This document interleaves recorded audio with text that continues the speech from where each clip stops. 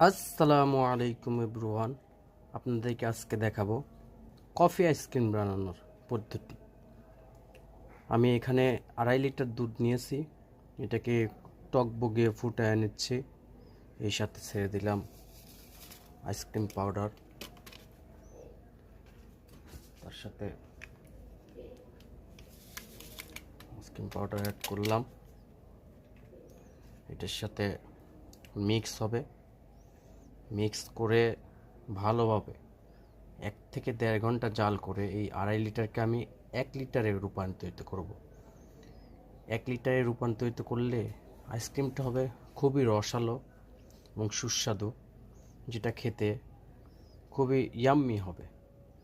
এভাবে আইসক্রিম বানিয়ে আমার বাচ্চাদেরকে আমি খাওয়াই, আপনারাও এভাবে খাওয়াতে পারবেন ইনশাআল্লাহ। আজ এ পর্যন্তই। আসসালামু আলাইকুম।